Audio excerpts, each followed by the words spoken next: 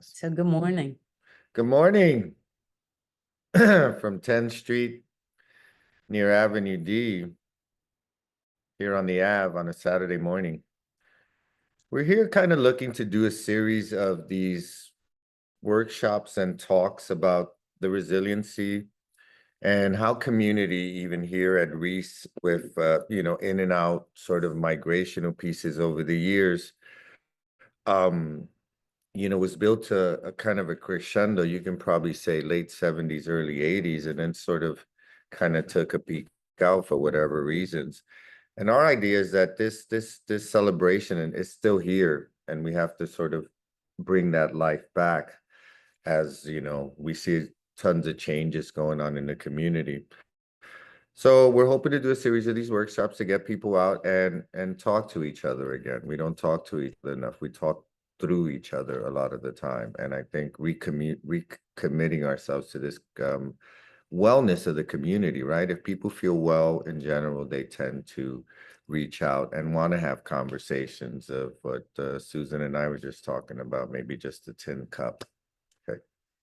So yeah, Eddie and I are here at Kula's office on 10th Street, and we've been talking obviously about our organization's focus on systems change from the grassroots perspective, from the bottom up, because so much that has come down has been systemic violence, and it hasn't, like this talk about trickle down economics. Economics itself is not bad, but the way it's been conducted has brought violence on people and displacement, and these oppressive systems are obviously coming to an end.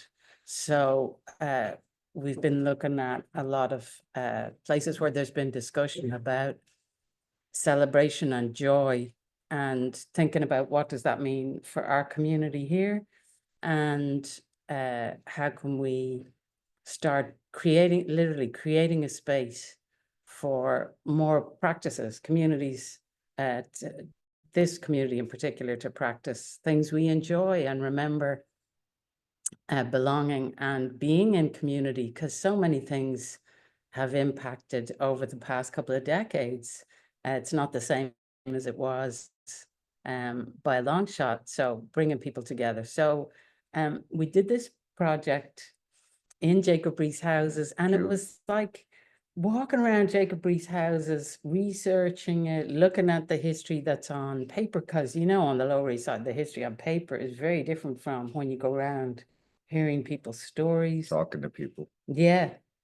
And through our friend Al Diaz, the world-renowned graffiti artist, and you might know that he went to school with Basquiat, and that's how Basquiat started doing street art, because they were best friends, and they created that brand, the tag Samo, together. So Al grew up in Jacob Riis Houses, and we walked around there a few times, and he had so much love for the memories he had growing up there, that he told me about this particular day in 1966 when we weren't alive, but he was a little child, very little child.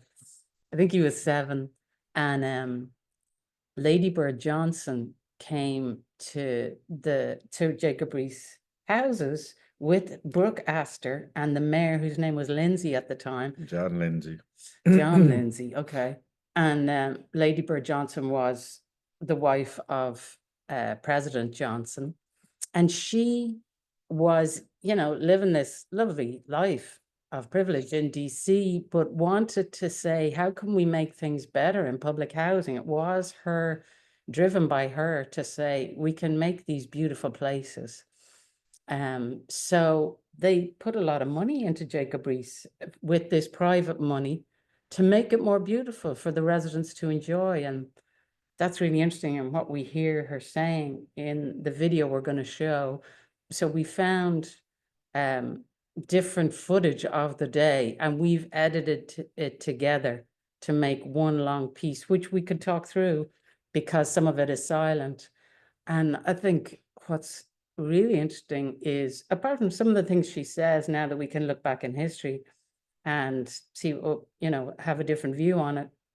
The amount of people gathered there, it's beautiful to see all the faces of the residents, because we have those photos of children playing on the igloo and some of the Children playing while play people were structures. sitting, and Yeah. yeah, that struck me too, the size of the crowd.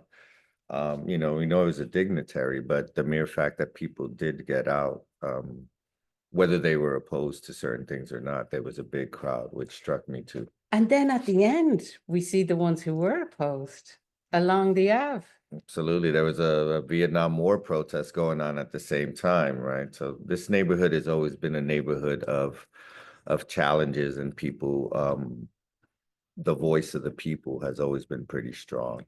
It's so great because they're like, I don't know, 6 deep on the sidewalks, holding placards like about Vietnam, and there's some political ones there naming elected officials or people that they would like to be elected. And then I'm thinking, oh yeah, they have a choir and the guys playing the steel drums. Some music going on at the old amphitheater. It's still physically there, but spiritually it's not. Yeah, well, the spirit is lying there. It just Mhm, needs to mhm. be revived. So we're going to show you that movie now, and then we'll talk about that. In fact, you can probably lead us through some of it because it's silent for the first 2.5 minutes. And then we have another movie from like last year from what we did at the AMP. So we'll just switch over there now. Okay, and just to say, look where we are. Mhm. I was there last night. So yeah, this is some of the video that really Susan uncovered. So this is the old amphitheater, and it doesn't look like this anymore. It was sort of a massive tree house with a sand park and play area for young people. You can see that there was tons of seating for people to sit. That really doesn't exist anymore the way it did.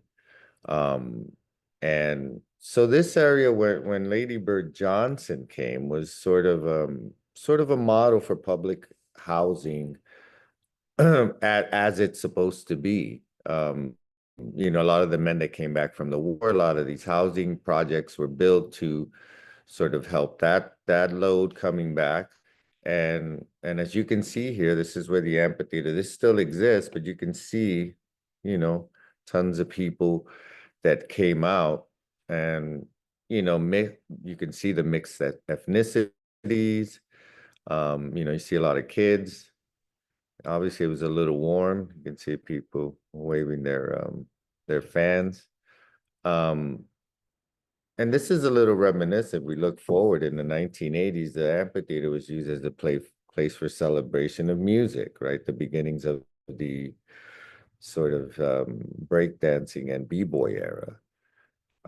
So the crowd really stunned us, and we hope as we do these outings that we get back to these crowd sizes, for people to get out and talk. You can see all the kids out, and so pretty interesting. You could see the dress code of the late 60s. This is about the time that the Vietnam War, also the intensification of sending troops. A lot of these families were probably experiencing loved ones being drafted and sent to war. And so it was a shift in America, because this was the time when Lyndon Johnson had pushed his Great Society programs to sort of get people out of these impoverished conditions. So Jacob Riis, from our point of view, the funding may have stopped by the federal government for whatever reasons going on there, but this was a place of very vibrant ethnic culture and gatherings, as you can see. And the fact that, Lady Bird Johnson came out, I think, was a big press play, but she could have went anywhere else, I guess.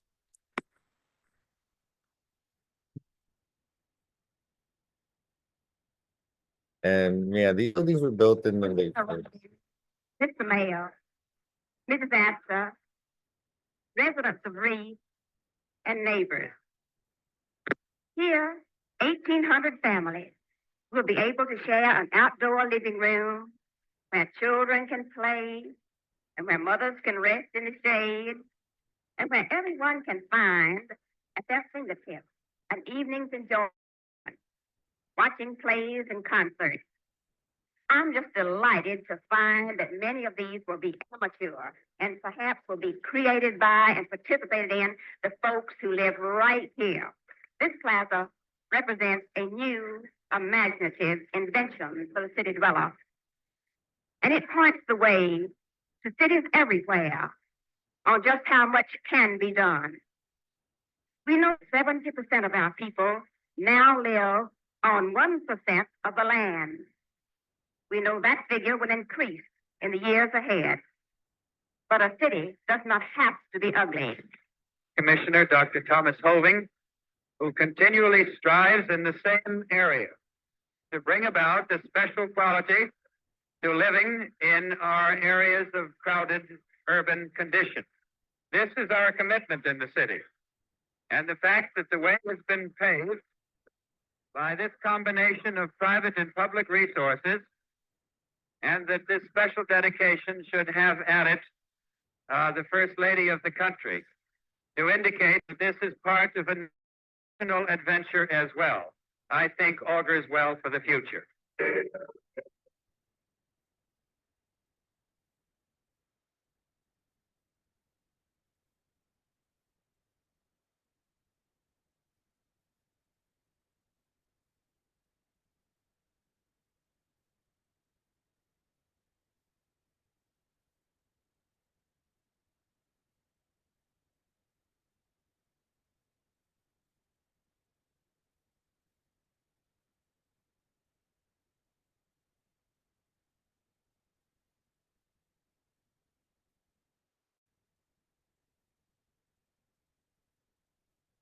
It's a very happy day for all of us.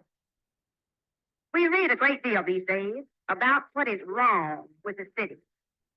The mushrooming growth that devours and pushes all the joys of living out of its path. Yet, we are witnesses today to the fact that this does not have to be, that ways can be found for a city to bring alive its parks and open spaces and put recreation and entertainment within the reach of everyone. What has happened at Riis Plaza is what is very right about cities. Enjoy it, and I hope that the lady who made it all possible will realize how grateful are her countrymen. I thank you all for letting me share this wonderful day.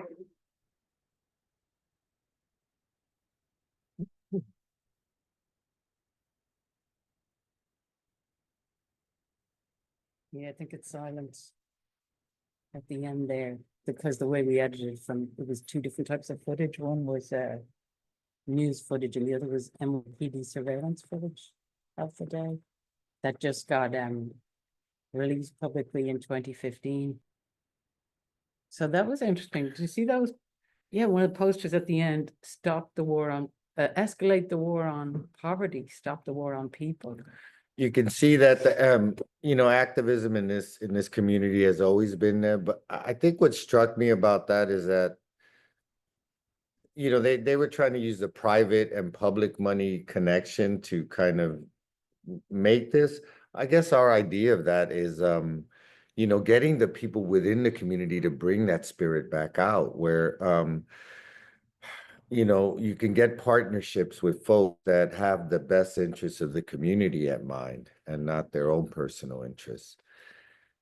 Yeah, I mean, nowhere more evident than, well, not nowhere, but really evident this week with those hearings down at City Hall about Rad Pact and the efforts to privatize basically all of public housing, right? They're going after the whole thing. And public-private is not public.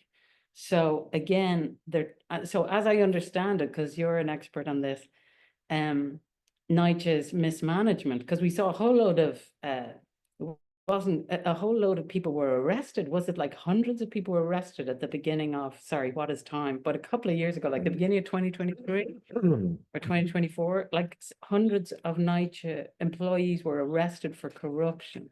And in the hearing, we had Jumani Williams talking about his review of, you know, everybody was citing lack of transparency, poor management, poor quality repairs, and then issues with these new property managers. And then the state controllers, like Brad Lander's audit from 2022 was brought up by his deputy who spoke about it. And that was quite a scathing, like damning report. And yet it still hasn't been stopped. They're still trying to push it ahead. And there seemed to be like in Dublin systems, because I'm Irish and I'm looking at the city structure over there, city government, there's these mechanisms that kind of pay lip service to giving voices to the community. And yet when it comes to being rolled over, they're just like oppressive the way it's being rolled out. That's how it feels. It's an oppressive sort of stuff, you know, this housing project is undergoing a shift, whether they want to move to privacy, a private realtor, or stay with what in New York is called Section 9, the federal government program that subsidizes housing, public housing. The own administrations in NYCHA admit that their sort of systems are corrupt by the very essence, the way they manage them. NYCHA didn't do their job for tons of time. And so these buildings are 80 years old, they fall apart. But I don't think anybody's arguing that the buildings aren't in bad condition. It's that they've given the citizens now and the residents sort of, you know, either or, and either one is not conducive to the quality of life to the folks here, because what we've seen around the city is a massive push to sort of cleanse places of folks. And so we've been on the ground looking at these things and these hearings, you know, while informative to residents, they also, you know, they want them to vote their way. And, you know, once you become this is the last bastion of real estate here on the Lower East Side that's still sort of public housing type on the East River. And so you know, there's a lot of trepidation of the people, and so a celebration of people is having them come out and you know, fighting these structurally violent oppressive forces that that maintain this power for, you know, 40, 50 years from the days of Robert Moses on. So sort of stuff we're seeing now. Yeah, it's so great to see all those voices coming out. And it's kind of I'm trying to understand the system that they're using. So they're asking the residents to vote, do you want it or not? And that's the only thing they can vote on. That's And then the NYCHA only makes trip. all the other decisions and it's all under, like, you're not allowed to see how much money the property are going to make or what the deals are. Is that correct? The transparency that we're seeing that in other residents of housing that have converted is that there is no, once they become private managers, there is no transparency as to the residents, you know, being able to go to page. What we see is that there's a control that shifts. And so what they put at the beginning is not what you're going to get 6 months, a year later. We know the populations here are elder. And so, you know, we believe people should be allowed to live in human dignity, and human housing is a right. But it's almost like it's being forced upon them because they didn't do their job in the first place, which is NYCHA. You know, NYCHA will still control the land. And PACT is basically the realtors, which they say that they'll give the people the chance to vote for. But what we've seen around the city, there's only a couple big real estate management companies, and they have a monopoly on these contracts. And the NYCHA thing, you know, it was there was kickbacks going on. There were indictments handed down of these people that were supposed to be working for the residents when repairs weren't being done because they said they didn't have money, yet they were enriching themselves. So it's almost like they turn against the very system supposed to be helping. And so we see that as a major problem because it's consistent around. And so what we tell the residents is that you have control here. You didn't cause these problems in these buildings. That was not you. You didn't let them run down, you know. being a lower income or even middle income and down, because there's folks that live here that you know are in the middle income and they pay their share of rent that way. But we believe public housing should remain public, and the transparency by these so-called helpers that are going to come and help, we don't see it as a long-term thing, because eventually what we've seen around the city is that, you know, this is high-priced property and it will be treated as such. Yeah, because it was built on the waterfront, the East River's right here, and they didn't value it, and now suddenly it's become a value. I want to pick up on something you said there. The residents have power, but these systems and the structural violence that they enact has that impact of making the residents feel powerless, and they are trying to take the power and make these decisions about them without really including them. So I'd love to talk voting process, because it seems kind of strange. I heard this 20% number being thrown around. I mean, so under the PACT program, when it first began, there was no vote. Basically, the NYCHA and the realtors got together and said, we're going to convert this facility in Brooklyn or the Bronx. And basically from one day to the next, the residents got a new lease saying, now you have a new property manager. With them, no voice whatsoever. An oversight committee was put into place by the city council to oversee some of these abuses. They put in a threshold of the residents in any complex voting. Originally, it was at 10% of head of households. So a 2,000 unit housing project, 10% of the vote is a pittance to what they need to get. And originally there were three choices, kind of a PAC RAD light, which is kind of NYCHA and the realtors together. The realtors take over, NYCHA still owns the land, or stay Section 9. They've narrowed those down to two choices. So the current state at Riis, the voting process just started last week, is that 20% of head of households are the threshold for voting, either yes for PACT or no for Section 9, or yes for Section 9 to remain Section 9. That threshold is really low because the resident numbers here, I think, are somewhere in the 3,700 range for this housing complex and about 1,700 apartments. So you can see that 20%, what we tell folks, or when we have the conversations, is that one building's worth of votes for one or the other can, for PAC, let's say, if they get those numbers from one building, whatever that number is of 3,500, I think it's like 600 folks, then they speak for the rest of the residents. So we're getting the word out for residents that you do have power in getting out, and the vote, in essence, is rigged in the sense that they want that, you know, it's easy to get that 20%. Now there was a big city council meeting, as you saw, and you know, a lot of the residents from other units came out of housing and said, you know, these are the things that we're seeing after conversion or during conversion. And so we hope that the folks see that these outcomes, you know, been 2 years later. The project here is estimated to run 2 to 5 years if this PAC vote passes. Then they say they're going to let the residents vote on who is the realty company. But like I said, there's limited ones, so it's going to be one or the other. So that's the process that's going on here through the end of March. They will tally the votes by an independent vote auditor and then go from there. So it's either go private, stay Section 9, and then what they're using is as their scarcity mindset is, if you remain Section 9, well, then we can't do the repairs. And so we see that as almost a fear tactic that they use so that folks can say, okay, well, it'll look better, it'll be better, but now, you know. Absolutely. It does sound like that scarcity mindset. That's part of like these systems that make you think there's not enough, whereas there are plenty of resources. And as we know, the people closest to a problem are those best equipped and to help solve it. But there hasn't been proper stakeholder engagement. I can say that from seeing how vast NYCHA's resources are when it comes to administrative stuff and staffing.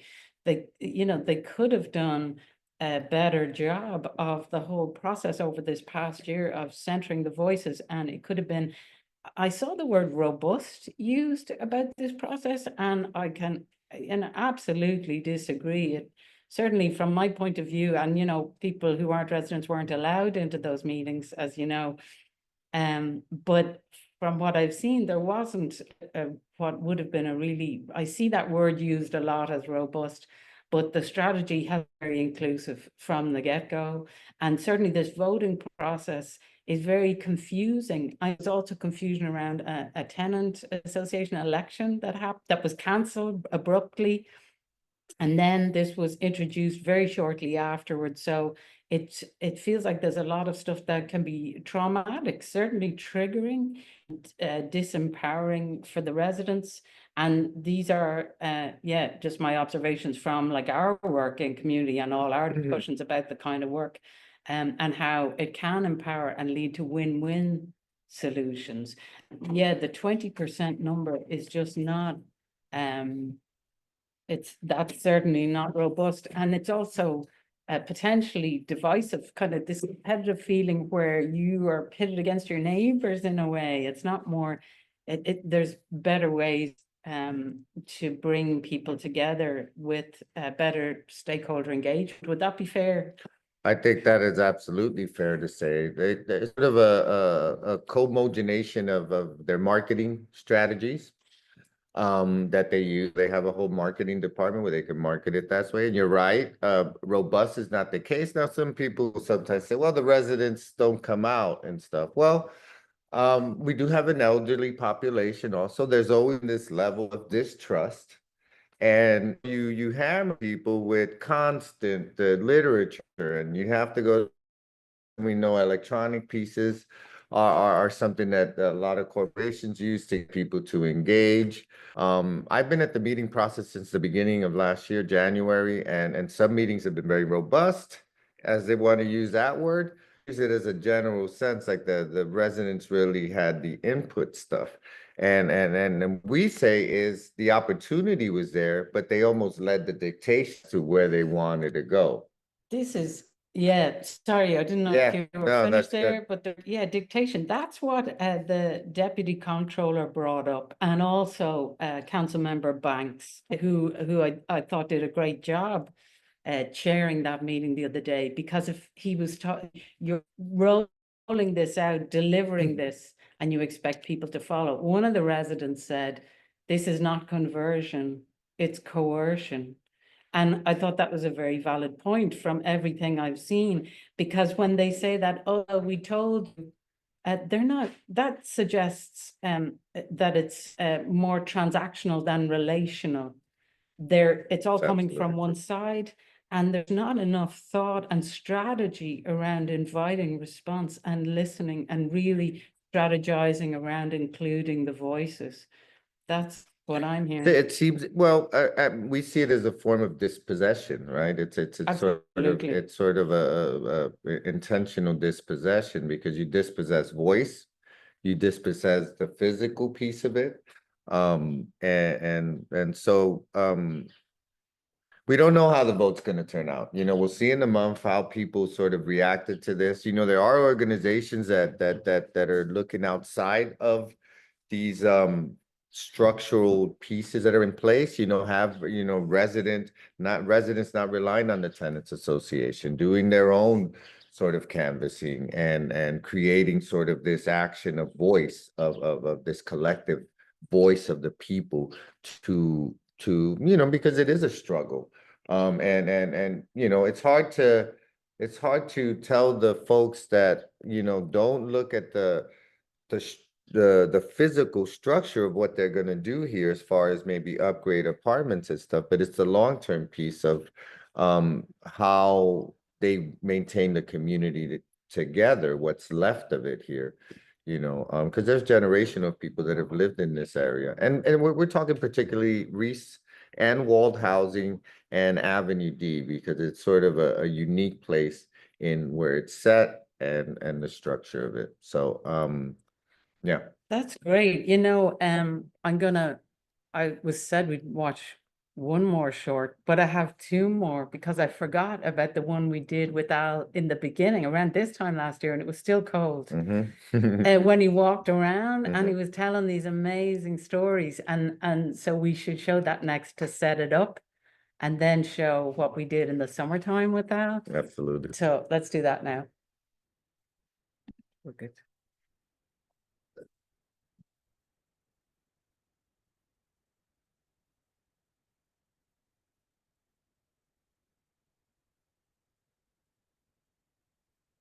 So yeah, so this is 90 Avenue D.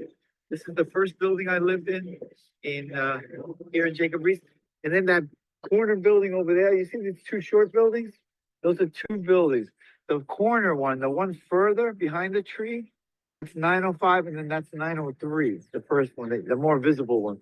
And that's the second building I lived in until I was about 15. And then we moved to Brooklyn. This is the amphitheater.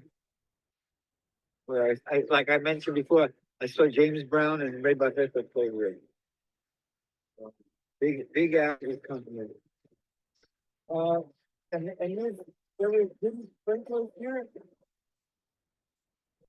Steps, there were sprinklers, and so it was kind of like yes, for like kids sprinklers during the summer. It was like waterfalls. It was really quite impressive. That area there where those benches are right there in front of us with the blue garbage cans was that walled in thing that you saw with the waterfall that Lady Bird walked through. That was there, completely gone. The bricks all came down. The columns here, this is where the trellis was, all gone. The only thing remaining is the pit where the amphitheater was. Pretty changed. That's where those guys were playing the steel pans, right there up on the deck here.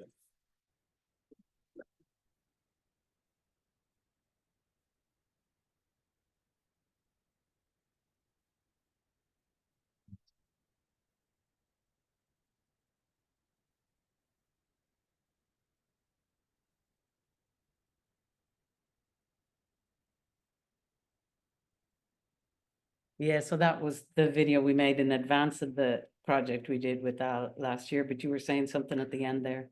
So that, you see that amphitheater design and, maybe based on the old Greek models of, the people coming out to the town square and speaking, I've always seen it that way because music celebration happened there. But yeah, you don't see a lot of those around the city.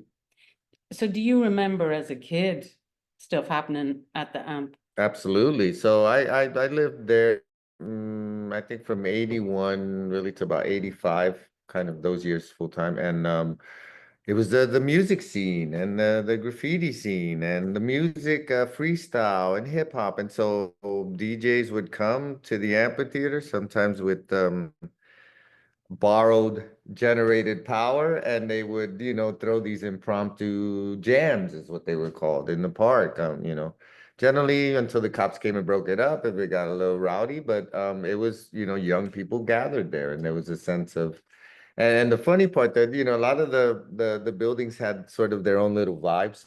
So you would have representatives sort of from each building kind of staking their claim there. It was a neat time, when kids were outside and there was really no video games, that kind of vibe, or social media, you learned by fire, the streets have a lot to teach of social integration. Yeah, and then that reminds me, because it was in 2010, I produced an album for my daughter's school, a public school. It was EVCS was there at the time. It's still a school. I think Children's Workshop is still there. So it's in that building at 12th and B. And it was in the context of like budget cuts after 2009. So the first thing to go was always arts and cultural and learning projects. So those projects were threatened. So that's why we made the album, to raise money. And we did, 19 countries were represented with lots of the kids learned all these different languages. Anyway, another story. But it was in the context of like street games were disappearing. You didn't see the kids kick open the fire hydrants in the summer and play in the water. And yeah, there weren't as many kids out at the street games that we grew up with. There's just this commodification had already begun. And for me as a musician and songwriter, what I was seeing was things like The Voice and Pop Idol and these, and cover competitive models of music rising up. And this was just when like Spotify was only founded in around 2009. The owner was worth 169 million. So it wasn't about the music.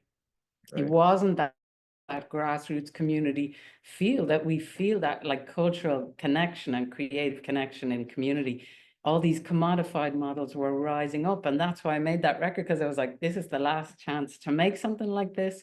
And CDs were on the way out, obviously, but it's that whole kind of street culture is, and now when we look at it, it just feels what we see for youth, for our kids hanging out. It's all so commodified. You have to pay to get space, the Everything. space that has disappeared here.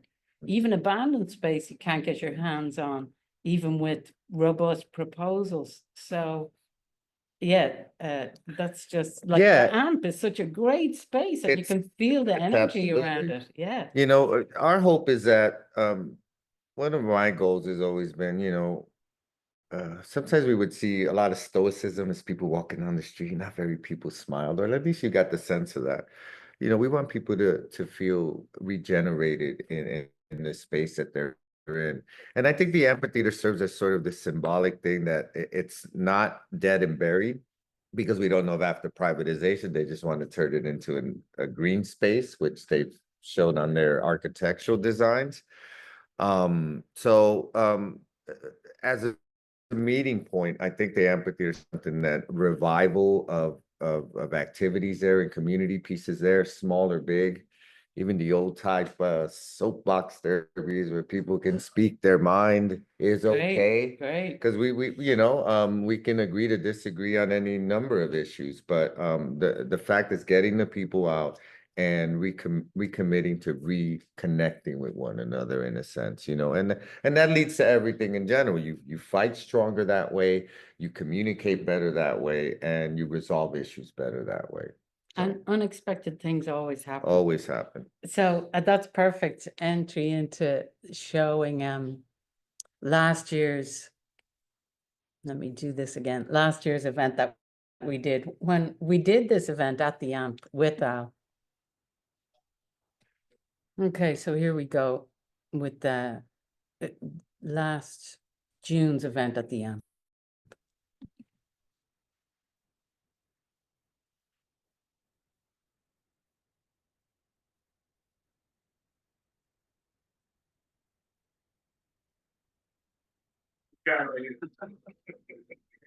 Will, right? Yes, yes.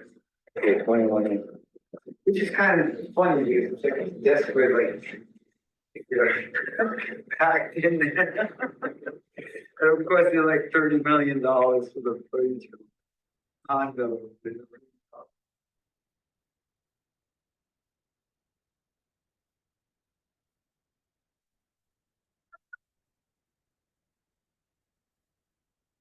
Now it's on. So what I think is for these guys to get painted white, want the that round base there to be green, like, you know, a lush, what do you call it, lawn. And then this should be like gray cement over here. There's nothing happy here. There's no free flow. It's more, yeah, more, you know, it's more relaxed, right?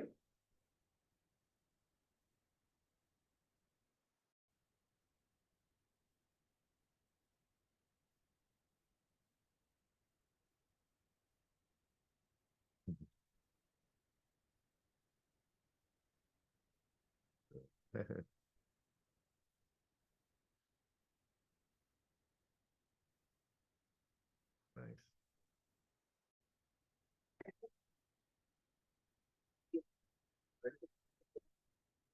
I think we're done with it. We're just, we had to squeeze it upside down.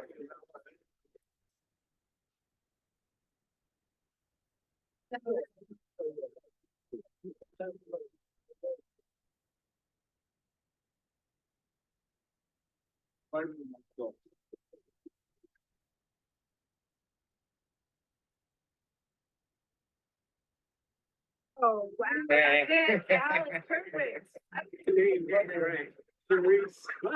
love it.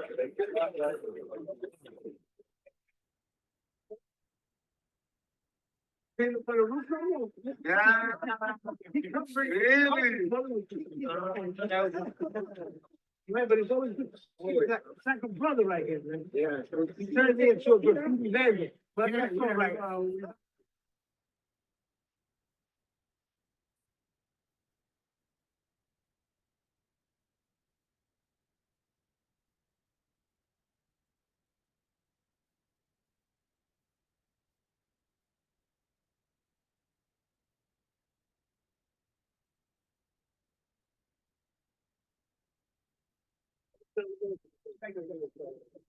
know you went to Condos that are built throughout the city that are basically displaced. People like those buildings. I lived in that building like that was slated for the private be privatized. They want to take all the poor people out of there and build high rises like this one. Like I said, I grew up here, and even though after the age of 15 I left, this was home, you know. And it's like other people deserve to have this as their home too, you know. Yeah, me too. Yeah. We can climb on top of it. Jump from that roof down to the next thing. Yeah. A little bit of yeah. My father was chill, bro. Yeah, the father was.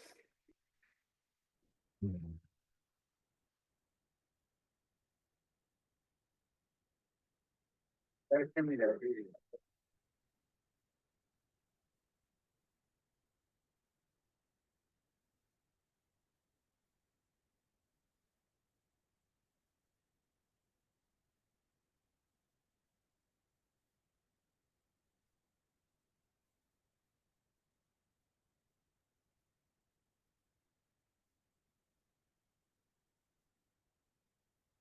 Yeah, so lovely to watch.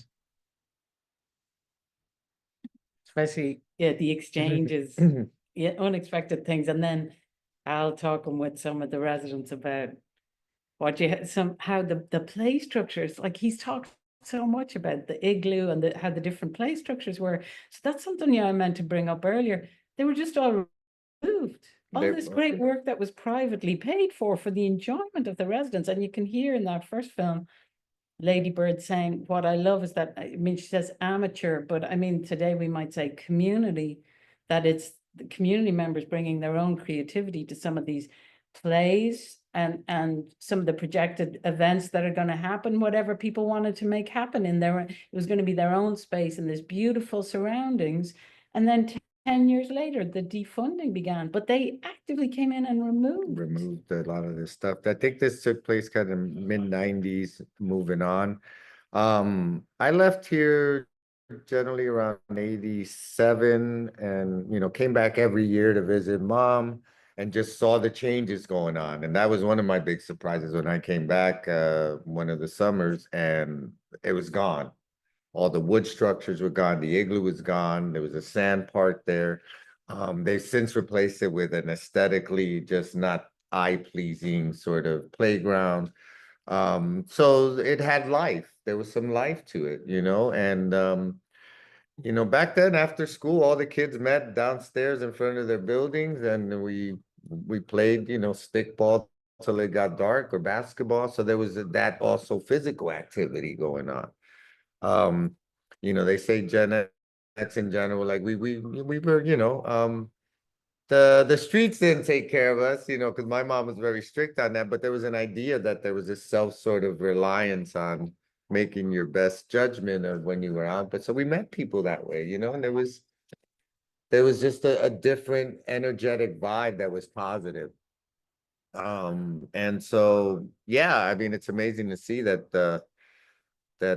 Al sort of, was seeing this stuff. He said he left when he was 15. And so things really changed after that. The city stopped getting funding from the federal government during the late 70s. And then so there was a big defunding. And we see sort of the same structures in place now that look to defund tons of the work. It's almost like they want to deconstruct the work that has been done, even to get it to par. And so that's disturbing to see and hear. And we just got to stay on the ground and keep keeping that energy together. The people as a unit can work together more efficiently. Well, it's like coming up against this actions like NYCHA's trying to force on the residents at the moment. There's this whole empowering feeling around people collecting, the resources number one, the people, the greatest resource. NYCHA's foundation is the communities that live there in the developments. So seeing things happen, like people coming together, and some of the guests we're going to have next week and the week after to talk more about the struggle and what they're facing.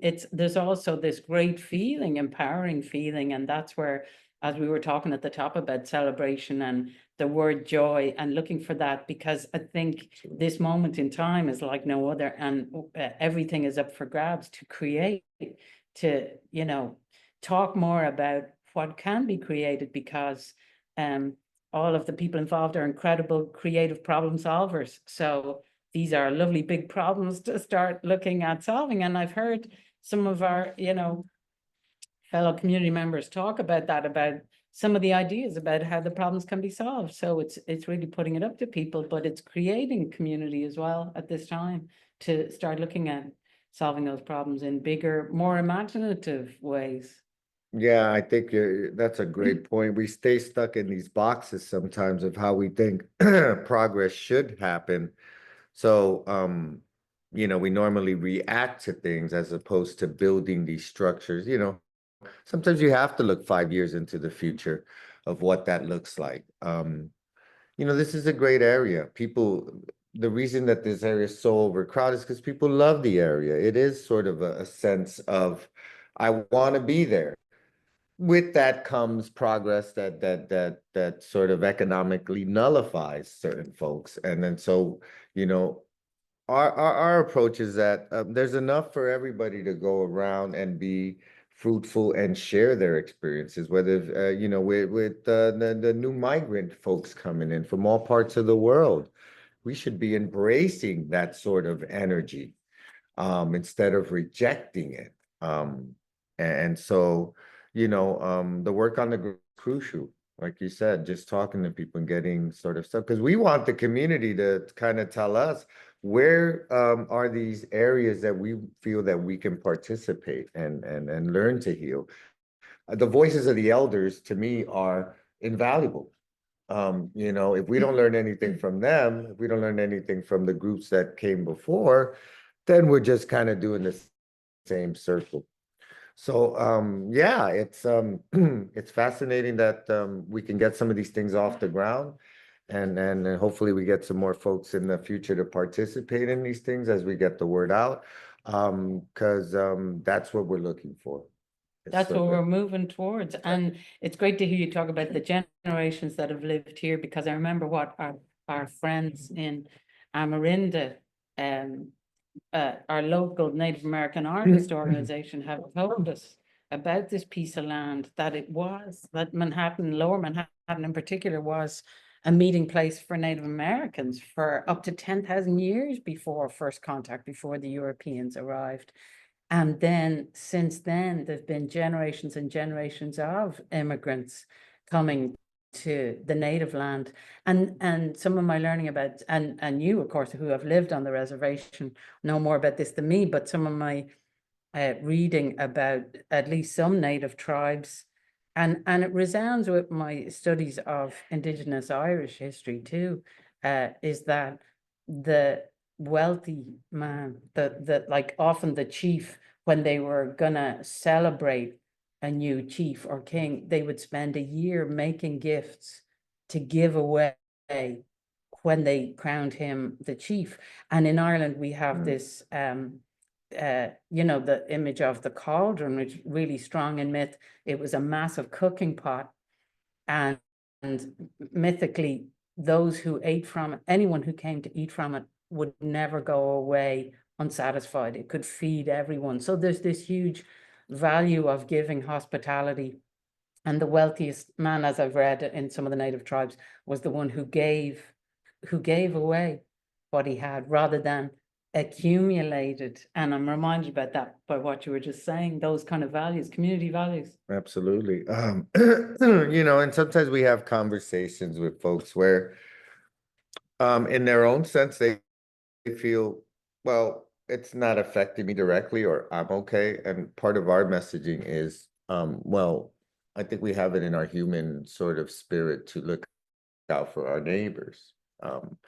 And so whether that's just conversation, you know, I make it a point to say hi to everybody I see on a daily basis. That's just me. You know, that doesn't cost you anything, a wave. And so, you know, you build it that way. Reintegrating back into this from where I knew it 30 years ago, there's different sort of people on the ground, but I think the initiatives are the same. You know, there was a gap in there that was missed. And so what we hope to do is sort of fill those gaps with that positive spirit of, you know, you give and sort of that disperses itself. You know, you light the fire a little bit and it should go. Inshallah. Inshallah. Thanks, Eddie. Okay. Grand. Thanks for joining us.